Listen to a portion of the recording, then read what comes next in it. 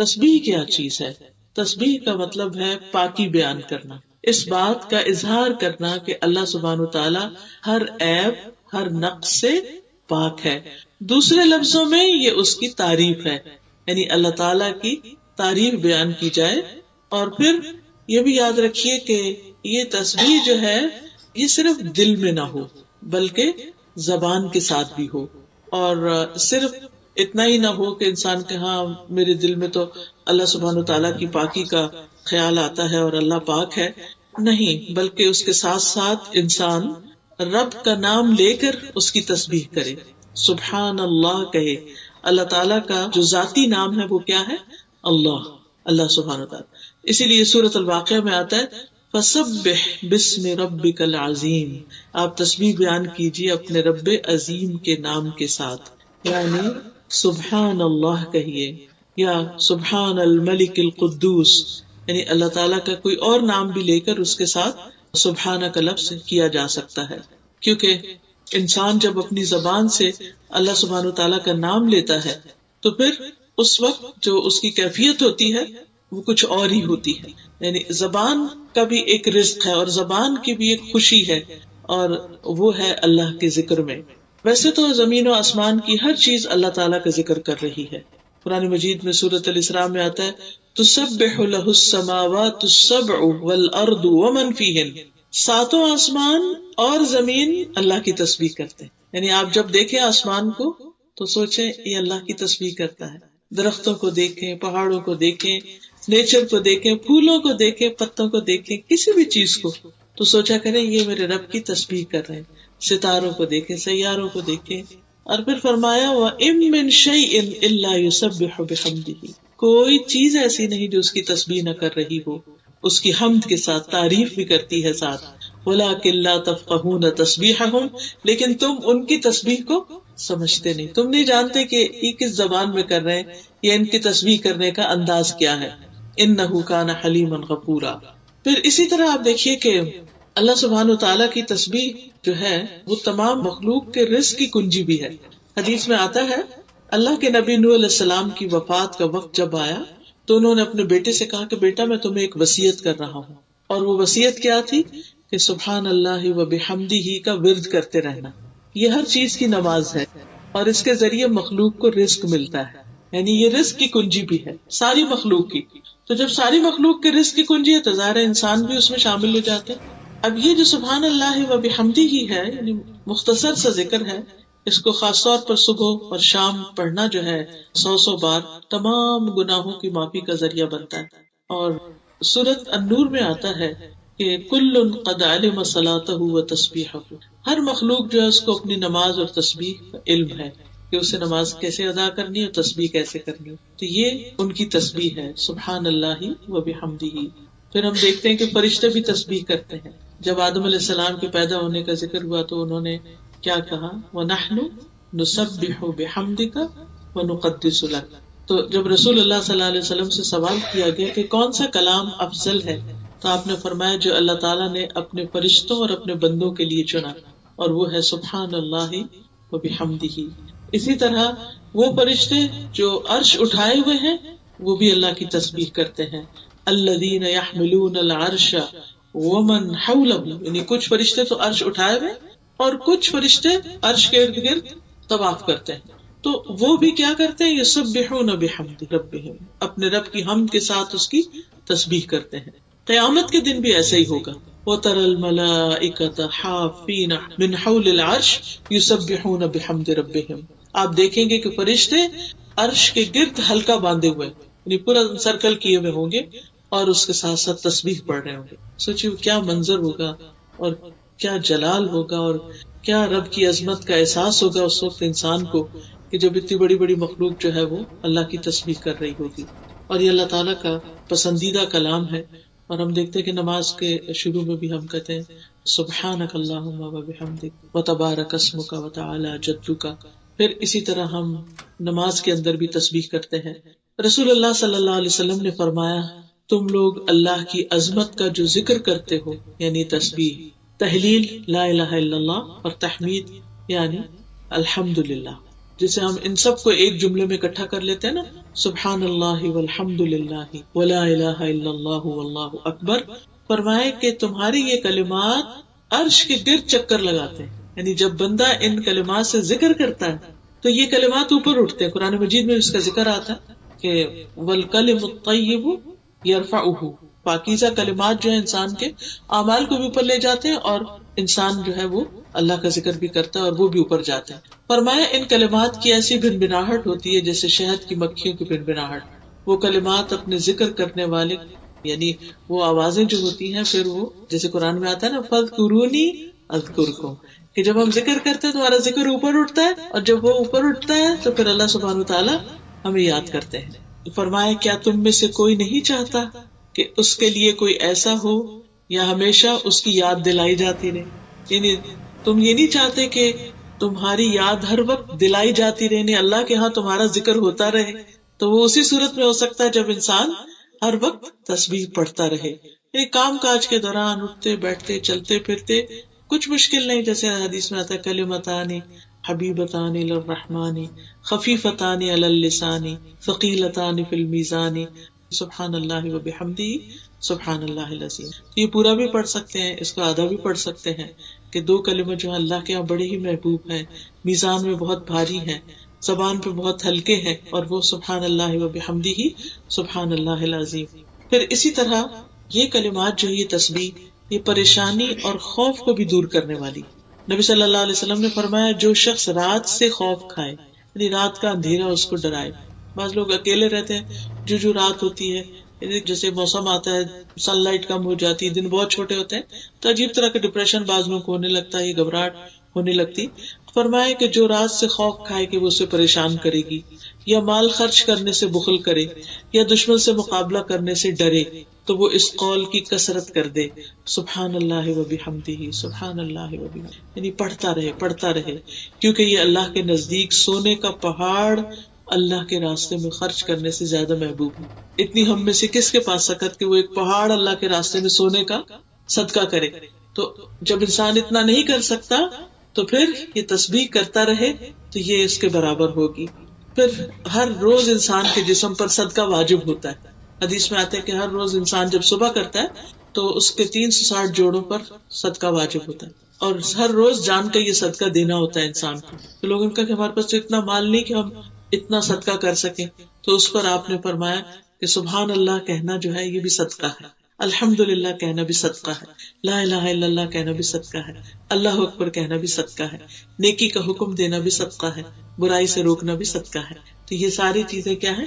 صدقہ بھی شمار ہوتی ہیں. پھر اسی طرح یہ کہ انسان کو نیکیاں ملتی ہیں، گناہ مٹتے ہیں، اور خاص طور پر یہ سبحان اللہ وبحمدہ دن میں اگر 100 بار انسان پڑھتا ہے تو اس کے گناہ معاف کر دیے جاتے ہیں، خواہ وہ سمندر کی جھاگ برابر ہی کیوں نہ ہو. پھر اسی طرح الحمدللہ کہنا میزان کو بھر دیتا ہے، اور سبحان اللہ الحمدللہ ملا کر کہا جائے زمین آسمان کے درمیان کی فضا بھر جاتی ہے. پھر اسی طرح صبح کے وقت خاص طور پر سبحان اللہ وبحمدہ عدد خلقہ ورضا نفسہ وزنۃ عرشہ ومداد کلماتہ، یہ اگر انسان 3 دفعہ پڑھتا ہے تو یہ بہت سے کلمات پر اور بہت سارے ذکر کے اوپر بھاری ہے.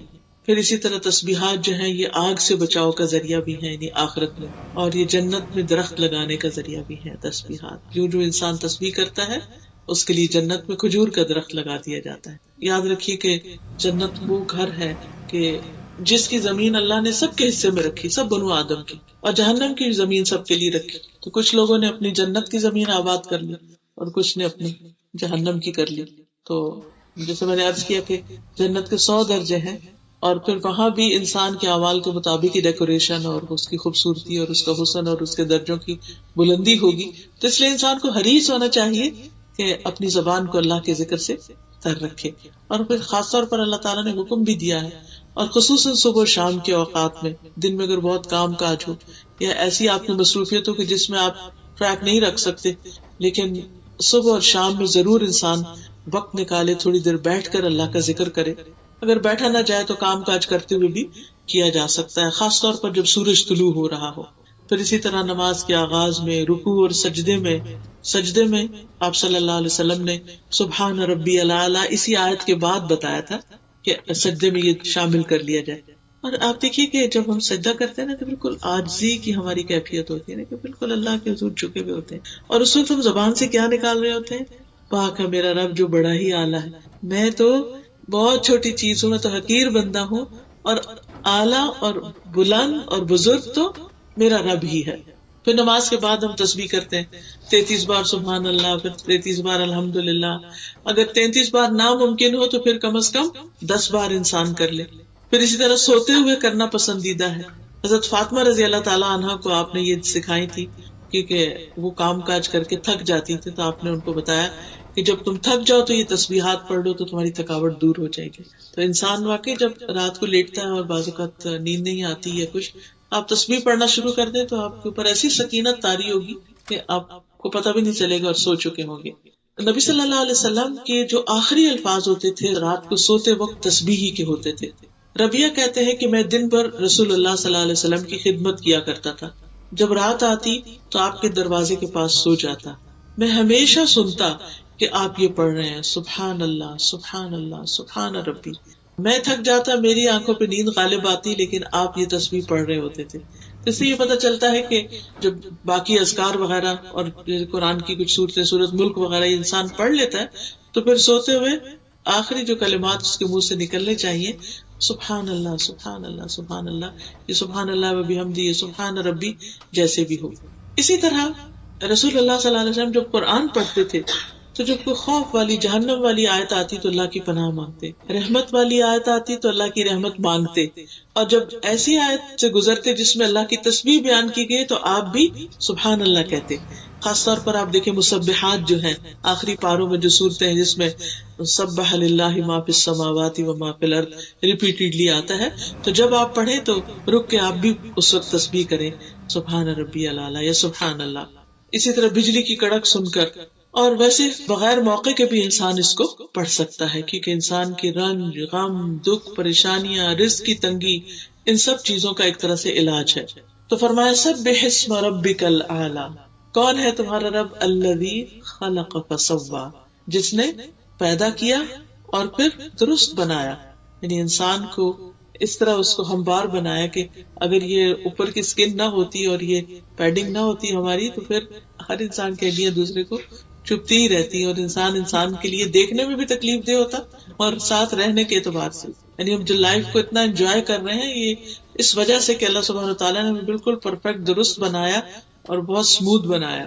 والذی قدر فہدی، وہ جس نے اندازہ ٹھہرایا، تقدیر مقرر کی، پھر ہدایت بخشی۔ والذی اخرج المرعى، جس نے چارہ اگایا، یعنی صرف انسان کے لیے نہیں بلکہ ساری مخلوقات کے لیے رزق پیدا کیا۔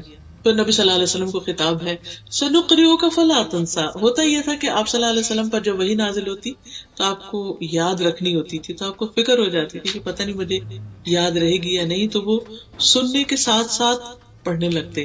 تو اللہ تعالیٰ نے فرمایا کہ نہیں، جب ہم پڑھ رہے ہوں یعنی فرشتہ آپ کو سنا رہا ہو تو اس وقت آپ خاموشی اختیار کر کے صرف سننے پر فوکس کریں۔ اسی لیے جب کبھی آپ کو امام کے ساتھ نماز پڑھنے کی مسجد وغیرہ میں کبھی تراویح یا کہیں موقع ملے تو خاموشی سے پیچھے سے قرات سننی چاہیے، کیونکہ ہوتا یہ جیسے بہت سے لوگوں کو سورۃ یاسین یاد ہوتی ہے یا سورۃ الملک، تو جو ہی امام تراویح پڑھتے پڑھتے اس سورت میں آتا ہے سارے لوگ پیچھے پڑھنا شروع کر دیتے، تو اس سے امام کی نماز میں خلل ہو سکتا ہے۔ تو چاہے ہمیں آتا ہو یا نہ آتا ہو، جب امام قرات کر رہا ہو تو ہمارا فرض ہے کہ ہم اس قرات کو سنیں۔ الا ما شاء اللہ انہ یعلم الجہر وما یخفی، مگر جو اللہ چاہے ہم ضرور آپ کو پڑھائیں گے، پھر آپ نہیں بھولیں گے، یعنی آپ بے فکر ہو جائیں۔ اللہ سبحانہ وتعالیٰ نے جو ذمہ داری آپ پر ڈالی ہے لوگوں تک یہ کلام پہنچانے کی، تو پھر وہی آپ کی حفاظت کرے گا اور آپ کو یہ سکھا دے گا۔ پھر ہے وَنُيَسِّرُكَ لِلْيُسْرَىٰ، ہم آپ کے لیے آسانی پیدا کریں گے، یعنی ہم آپ کی آسانی کی طرف رہنمائی کریں گے۔ اب زندگی میں انسان پر مشکلات بھی آتی لیکن اس کے ساتھ ساتھ آسانی بھی ہوتی ہے۔ قرآن مجید میں آتا ہے اِنَّ مَعَ الْعُسْرِ يُسْرًا، تنگی کے ساتھ آسانی بھی ہے۔ لیکن یہ آسانی کب ہوتی، مشکلات میں آسانیاں کب ہوتی، غم جھیلنا آسان کب ہوتے ہیں، تکلیفیں برداشت کرنا آسان کب ہوتا ہے؟ وہ اس وقت ہوتا ہے جب انسان کے اندر کچھ کوالٹیز ہوتی ہیں، کچھ چیزیں اختیار کرتا ہے۔ نمبر 1 تقوی، سورۃ الطلاق میں اللہ تعالیٰ فرماتے ہیں وَمَن يَتَّقِ اللَّهَ يَجْعَل لَّهُ مِنْ أَمْرِهِ يُسْرًا، جو شخص اللہ سے ڈرے گا تو اللہ تعالیٰ اس کے کام میں آسانی پیدا کر دے گا۔ سورۃ اللیل میں آتا ہے فَأَمَّا مَنْ أَعْطَى وَاتَّقَى وَصَدَّقَ بِالْحُسْنَى فَسَنُيَسِّرُهُ لِلْيُسْرَى، تو جس نے مال خرچ کیا، دیا اور تقوی اختیار کیا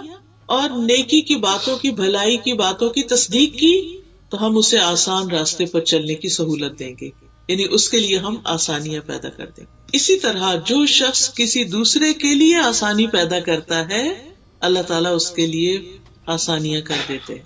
ایک شخص تھا بنی اسرائیل میں، وہ لوگوں کو قرض دیا کرتا تھا اور اس نے اپنے غلام کو کہہ رکھا تھا کہ اگر کوئی شخص آئے اور نہ ادا کر سکے تو اس میں سختی نہیں کرنا، اس کو ڈیل دے دینا، مہلت دے دینا، اور اگر کوئی ایسا جو دے ہی نہیں سکتا واپس تو اس کو معاف کر دینا۔ تو اس کے اس طرز عمل، اس اخلاق کی وجہ سے اللہ سبحانہ تعالیٰ نے اس کو بخش دیا، اس کے لیے آسانی فرما دی۔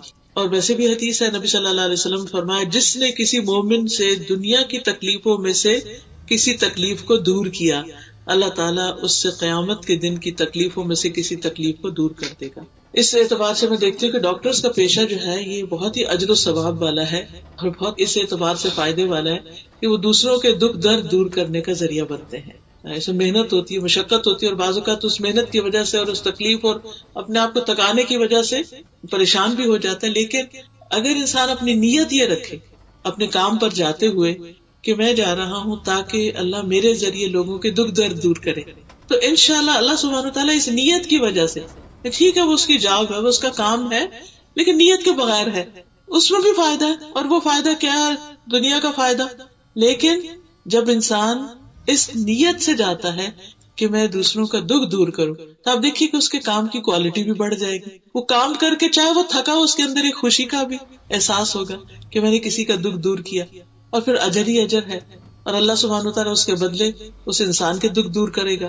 اور پھر جس نے کسی تنگ دست پہ آسانی کی اللہ اس پر دنیا اور آخرت میں آسانی کرے گا۔ اور یہ تنگی بعض اوقات ایسا بھی ہوتا ہے نا کہ جیسے کوئی ہمارے ساتھ بیٹھا ہے تو وہ بےچارا صحیح سے بیٹھ نہیں پا رہا، ہم تھوڑا سا سمٹ جائیں، ہم تھوڑی سی جگہ بنا دیں اس کے لیے، کوئی بزرگ ہے اپنی چیز اٹھا نہیں سکتا اس کی چیز اٹھا لیں، کوئی کسی طرح، بعض لوگ خود کھا نہیں سکتے، آپ بزرگ ہو جاتے ہیں ان کو فیڈ کر رہے ہیں، بچوں کی آپ مدد کر رہے ہیں، کسی بھی اعتبار سے، تو اپنے گھر کے کام کاج میں بھی اگر آپ لگے ہوئے ہیں تو ان کو خوشی سے کیجئے کہ میں ان کی تکلیف دور کر رہی ہوں، اللہ تعالیٰ میری تکلیف کو دور کرے گا۔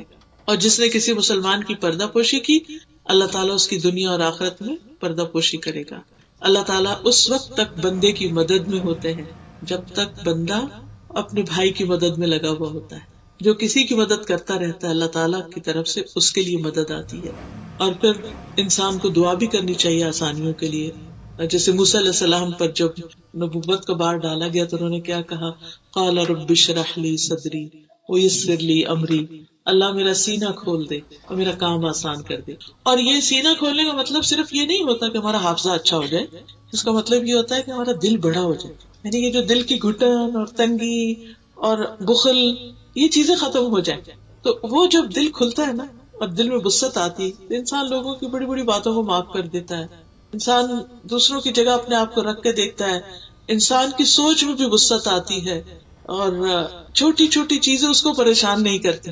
تو یہ دعا صرف اس وقت نہیں پڑھنی چاہیے جب ہم کو لیکچر دے رہے ہوں یا ہم صرف کوئی کتاب پڑھ رہے ہوں یا کوئی ایگزام ہو یا بچوں کو بتائیں، بلکہ عام زندگی میں بھی اس کو پڑھنا چاہیے کہ اللہ تعالیٰ میرا سینہ وسیع کر دے۔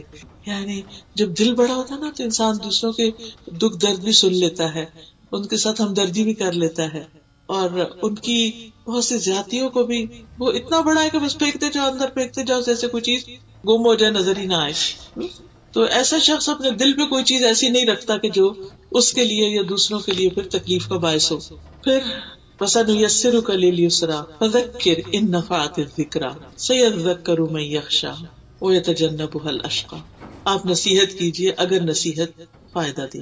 نبی صلی اللہ علیہ وسلم کو خطاب ہے کہ اگر لوگ سننا چاہیں، قبول کریں تو آپ ان کو بتائیے، کیونکہ سورۃ الذاریات میں آتا ہے وَذَكِّرْ فَإِنَّ الذِّكْرَىٰ تَنفَعُ الْمُؤْمِنِينَ۔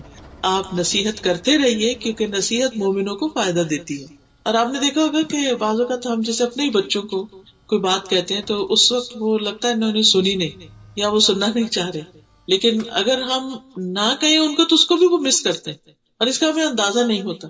ایک دفعہ ایسے میں نے غصے میں آ کے اپنے بیٹے سے کہا کہ اب میں اس کے بعد تمہیں نہیں کہوں گی. تو اس نے کہا نہیں نہیں آپ مجھے کہتی رہیں گی, کیپ ٹیلنگ می.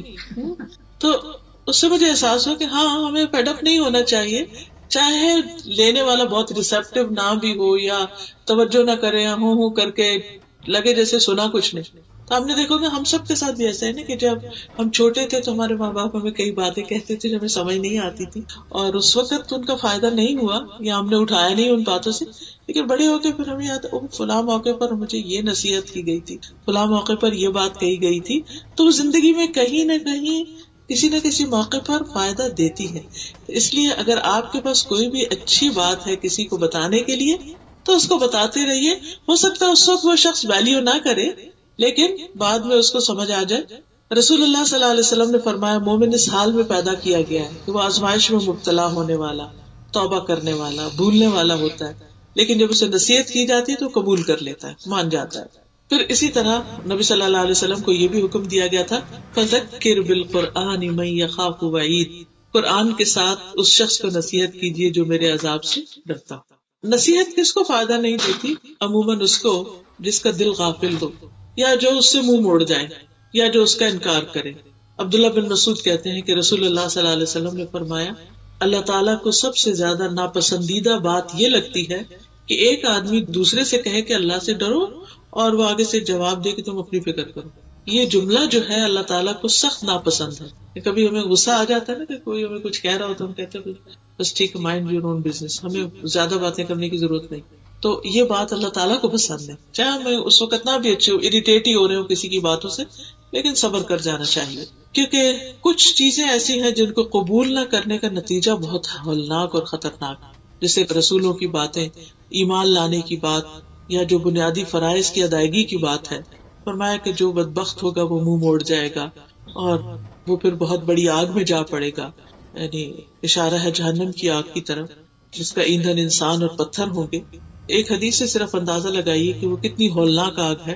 نبی صلی اللہ علیہ وسلم نے فرمایا کہ اگر اس مسجد میں 1,00,000 یا زیادہ افراد بیٹھے ہوئے ہوں اور ان میں ایک جہنمی آدمی ہو اور وہ سانس لے لے اور اس کی سانس سب تک پہنچے تو اس سانس کے اثر سے مسجد لوگوں سمیت جل جائے.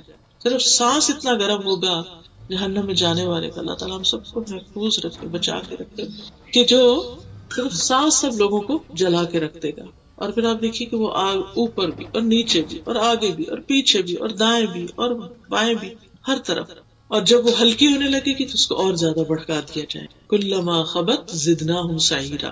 اور پھر وہاں موت نہیں آئے گی. دنیا میں تو یہ ہوتا نا جب کوئی تکلیف حد سے بڑھ جاتی ہے تو انسان کے اندر برداشت کی قوت نہیں رہتی, وہ ختم ہو جاتا ہے. لیکن وہاں پر برداشت کی قوت بھی اتنی دے دی جائے گی اور انسان نہ مرے گا اس میں اور نہ جیے گا.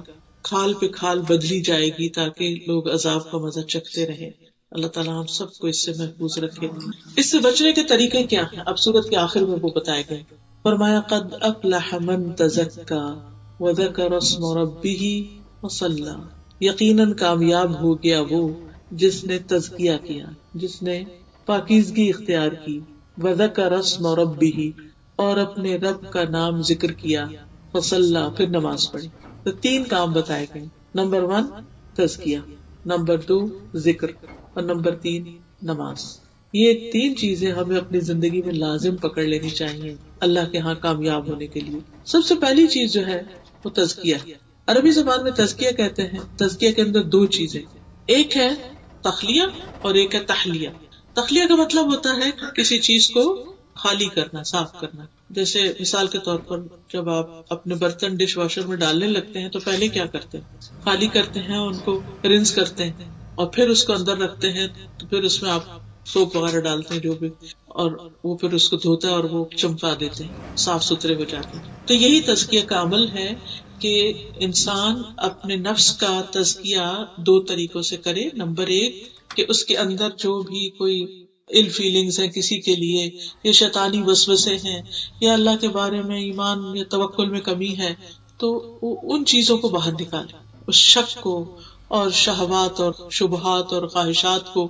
اور پھر دوسرا یہ کہ اس کے اندر اپنے دل کو مزین کرے, دل کو خوبصورت بنائے، بیوٹیفائی کرے، اور وہ ہوتا ہے ایمان سے، تقوی سے، اللہ کے توکل سے، اللہ پر توکل کرنے سے، یعنی وہ چیزیں جو اللہ تعالیٰ کو ہم سے چاہیے وہ ہم اپنے دل میں رکھیں، اور اس کی روشنی ایسی ہو کہ کوئی بھی شیطان کا وسوسہ آئے تو وہ اس کو ختم کر کے رکھتے۔ تو یہ تزکیہ کا عمل جو ہے یہ انسان زندگی بھر جاری رکھتا ہے۔ تزکیہ دل کا بھی ہوتا ہے، تزکیہ زبان کا بھی ہوتا ہے کہ زبان سے انسان ایسے الفاظ اور ایسے باتیں کرنا چھوڑ دے کہ جو دوسروں کے لیے تکلیف اور اذیت کا باعث ہو۔ پھر اسی طرح انسان اپنی ظاہری زندگی میں بھی طہارت کا اہتمام کرے، پاکیزگی کا، اپنے لباس، اپنے جسم، اپنے رہنے سہنے کی جگہ، اپنے ہر چیز کے اندر صفائی ستھرائی کا اہتمام کرے، کیونکہ ان اللہ یحب التوابین ویحب المتطہرین۔ دوسری چیز یہ ہے وذکر اسم ربہ، اپنے رب کا نام لے، اپنے رب کا ذکر کرے۔ تو ذکر میں دعا بھی آتی ہے، تسبیح بھی آتی ہے، نماز بھی آتی ہے، قرآن بھی آتا ہے۔ سب سے پہلی چیز تو دعا ہے، چھوٹی چھوٹی چیز جو ہے اس میں انسان اللہ سبحانہ وتعالیٰ کی طرف رجوع کرے اور اللہ کی طرف راغب ہو اور اس سے دعا کرے کہ یا اللہ تو میرا تزکیہ کر دے، تو مجھے پاک کر دے، تو مجھے اپنے محبوب بندوں میں شامل کر لے۔ پھر اسی طرح اس میں ذکر اور تزکیہ دونوں میں پھر کیا آتا ہے کہ انسان جو عمل بھی کرے چھپا کے کرے، یعنی ریاکاری سے بچے۔ امام غزالی کی کتاب احیاء علوم الدین میں وہ فضال بن ایاز کا ایک کوٹیشن لکھتے ہیں کہ جدید دور کی ریاکاری، یا دیکھیے کہ وہ 1000 سال پہلے کی بات ہے، اس وقت کہتے ہیں جدید دور کی ریاکاری، کہتے ہیں پہلے لوگ تو ان کاموں کو دکھاتے تھے، شو آف کرتے تھے جو انہوں نے کیے ہوتے تھے، اور اب کے دور میں لوگ ان چیزوں کا شو آف کرتے جو انہوں نے کیا نہیں ہوتا۔ تو ان کا اگر آج امام غزالی ہوں تو کیا کہیں کہ تو اس میں آپ دیکھیے کہ یہ چیز تزکیے کے منافی ہے کہ انسان اول تو یہ کہ کچھ کرنے میں سستی کرے، اور اگر تھوڑا بہت کرے تو اس کا اشتہار بہت دے، اور پھر ان چیزوں کو بھی اپنے ذمہ لے لے، اپنے آپ کو کریڈٹ دے ان چیزوں کا جو اس نے سرے سے کیا ہی نہیں۔ پھر اسی طرح تزکیہ میں فائدہ دیتا ہے موت کو یاد رکھنا۔ انسان جب اپنے آخری گھر، اپنی منزل، اپنی کل کی زندگی کو دیکھتا ہے تو مسلسل کوشش کرتا ہے۔ آج کل آپ سب دیکھ رہے ہوں گے ہر طرف سوشل میڈیا کے اوپر جنید جمشید کی لائف کے اوپر چھوٹے چھوٹے ویڈیو کلپس، اس کے بیان، اس کی مختلف چیزیں، اس کی تصویریں، اس کی پہلی تصویریں، اس کے بعد کی تصویریں۔ تو آج صبح میری بیٹی نے کوسچن مجھے لکھا کہ ماما وائی پیپل لو ہم سو مچ، اور اتنا زیادہ اس کا ہر کوئی رو رہا ہے۔ پاکستان سے لکھا اس نے مجھے کہ ہر کوئی رو رہا ہے، کیا وجہ؟ میں نے کہا بیٹا دیکھو کہ اس نے دنیا میں انسان جو ڈریم کرتا ہے نا، نیم ہو، فیم ہو، اس کے پاس سب کچھ ہو، اتنا کچھ اس کے پاس تھا، اس نے وہ سب چھوڑ کے اپنی آخرت کے لیے ایک ٹوٹلی اپوزٹ لائف سٹائل اختیار کر لیا، اور اتنا بڑا چینج آسان نہیں ہوتا۔ آپ دیکھیے ہمیں چھوٹی سی بھی اپنی عادت بدلنی ہو یہ بہت مشکل ہوتا ہے، اور پھر آپ دیکھیے کہ اس کے دن رات اسی میں گزر رہے تھے۔ آخری اس کا آپ دیکھیں جمعہ کا خطبہ دیکھیں، اس کی نماز دیکھیں، آخری ٹویٹ دیکھیں، آخری بات دیکھیں، یعنی اور پھر کچھ ریسنٹلی کلپس میں نے دیکھے تو موت کا ایک جگہ ذکر کر رہا ہے کوئی، تو میں سوچتی ہوں کہ ایک عام انسان بھی کرتا ہے تو اس کی بات بھی اثر کرتی ہے، مگر ایک ایسا شخص جب کرتا ہے تو پھر اللہ سبحانہ تعالیٰ جب کسی سے محبت کرتا ہے تو جبریل کو فرماتے ہیں کہ میں اس بندے سے محبت کرتا ہوں، تم بھی محبت کرو۔ تو بہرحال انسان تزکیہ تبھی کر سکتا ہے جب وہ موت کو یاد رکھتا ہے۔ میرے پاس جو کچھ بھی وہ سبھی چھوڑ جانا ہے، تو کیوں نہ انسان اپنے ہاتھ سے دے، کیوں نہ انسان ایسی چیزوں کو چھوڑ دے جو اس کی آخرت کے لیے نقصان دہ ہے۔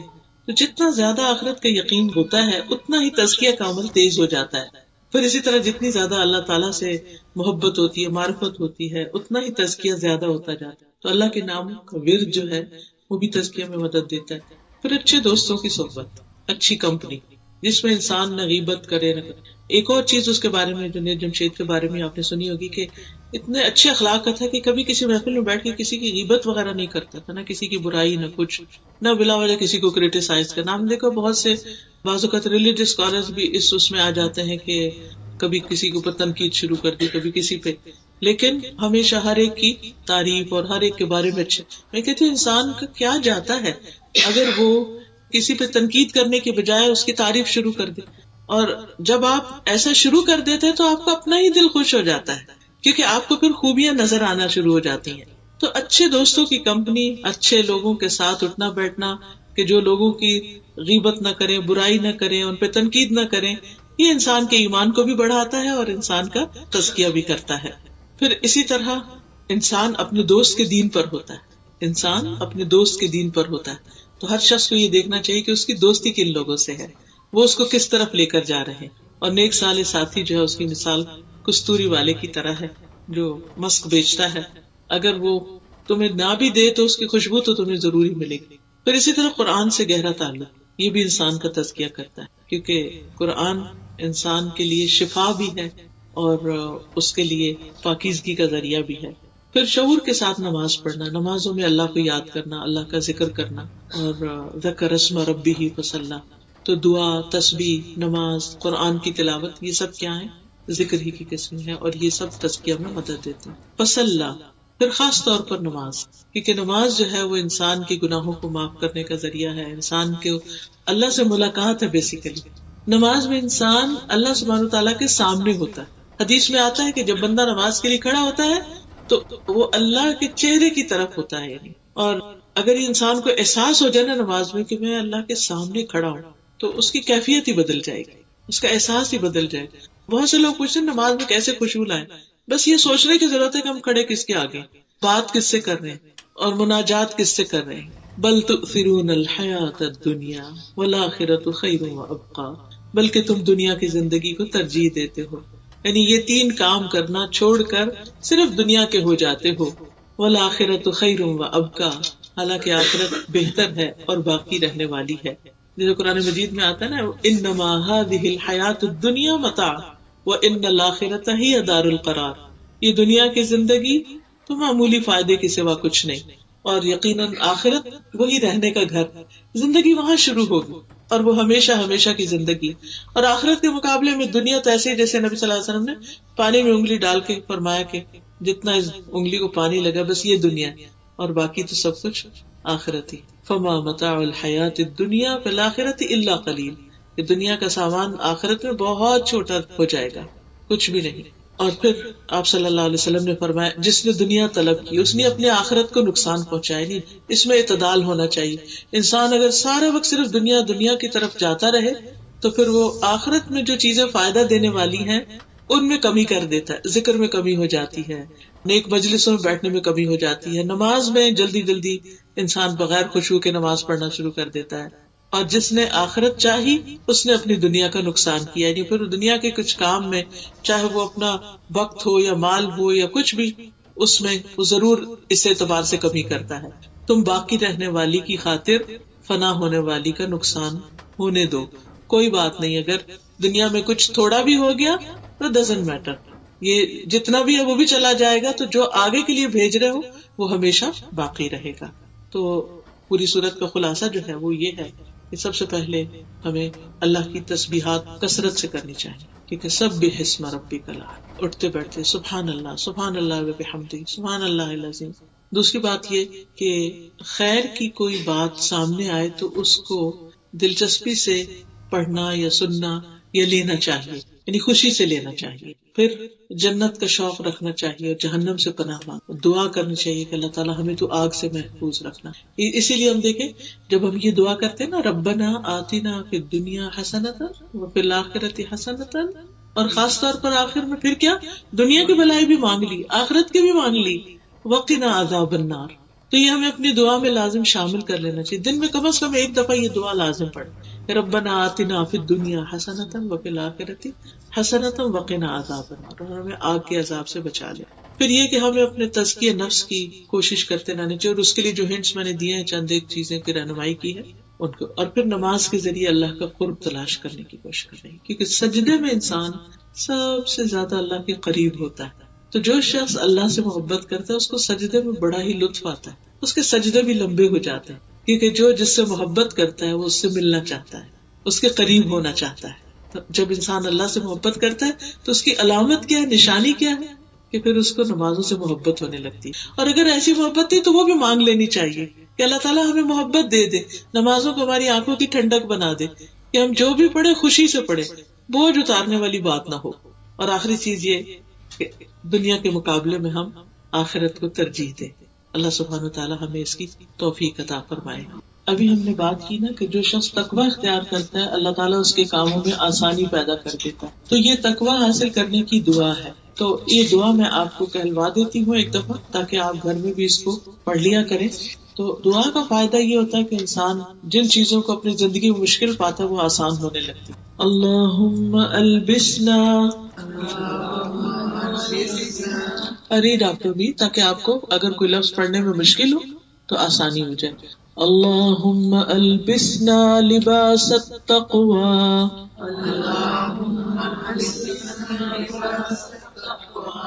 اللہم البسنا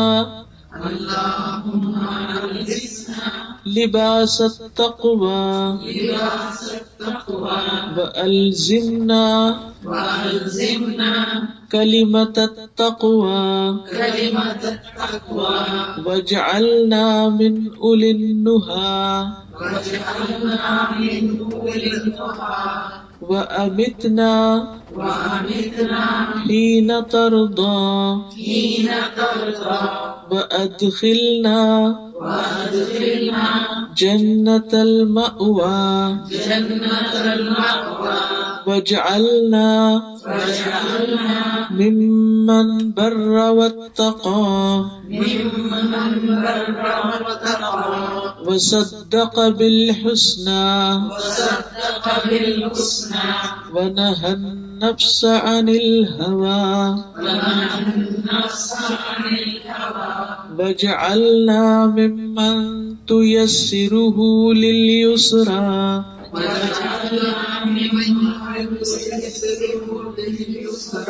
وتجنبه العسرى وجعلنا ممن يتذكر فتنفعه الذكرى اللهم اجعل سعينا مشكورا وذنبنا مغفورا ولقنا نضرة وسرورا واقصنا سندسا وحريرا واجعل لنا أساور من ذهب ولؤلؤا من ذهب ولؤلؤ وحريرا. ترجمہ ہے اللہم اے اللہ البسنا لباس التقوی ہمیں تقوی کا لباس پہنا یعنی ہماری ہر چیز کے اندر تقوی ہو.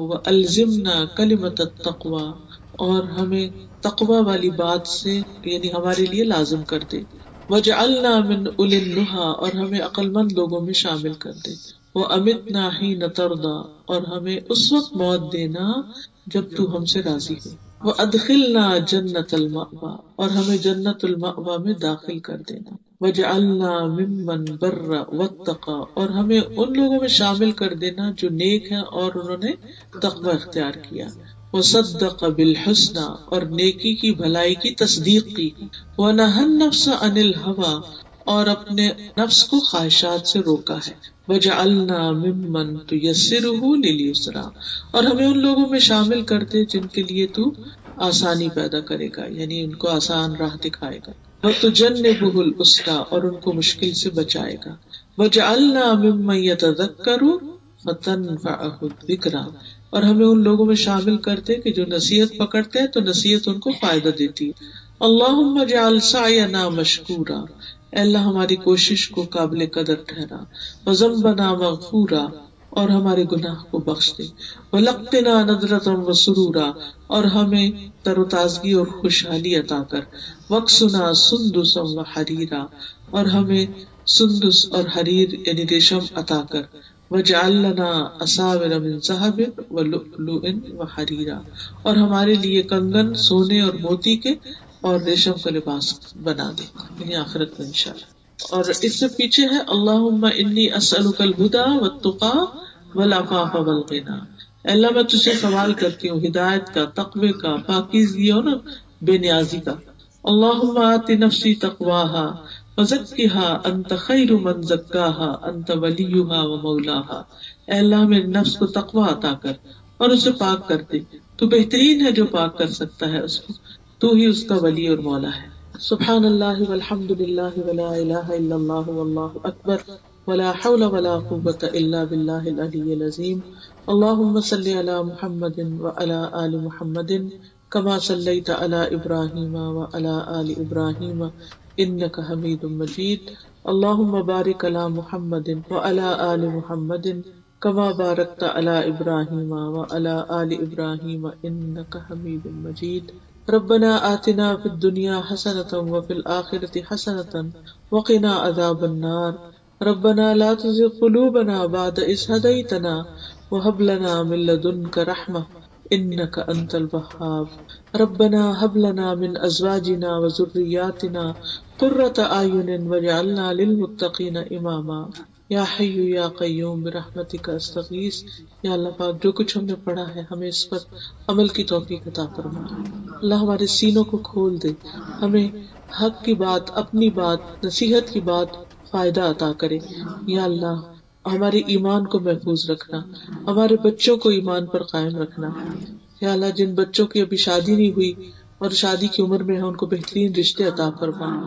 یا اللہ جو اپنے رزق کی طرف سے پریشان ان کی پریشانی دور فرما. یا رب العالمین اس گھر پر اپنی خیر و برکت نازل فرما، ان کو صحت اور عافیت عطا فرما. اللہ جتنی بھی بہنیں آئی ہیں سب کا آنا قبول فرما اور سب کو صحت و عافیت سے نواز. یا رب العالمین یا ارحم الراحمین جو فوت ہو گئے ہیں ان کی بخشش فرما دے. اللہم اغفر لہ وارحمہ وعافہ واعف عنہ واکرم نزلہ ووسع مدخلہ واغسلہ بالماء والثلج والبرد ونقہ من الخطایا كما ينقى الثوب الابيض من الدنس. اللہم ابدلہ دارا خیرا من دارہ واہلا خیرا من اہلہ وزوجا خیرا من زوجہ. اللہم ادخلہ الجنۃ واعذہ من عذاب القبر ومن عذاب النار. ربنا تقبل منا انك انت السميع العليم وتب علينا انك انت التواب الرحيم. وصلى الله تعالى على خير خلقه محمد وعلى آله وأصحابه وأهل بيته أجمعين برحمتك يا أرحم الراحمين. إلهي آمين. سبحانك اللهم وبحمدك أشهد أن لا إله إلا أنت أستغفرك وأتوب إليك.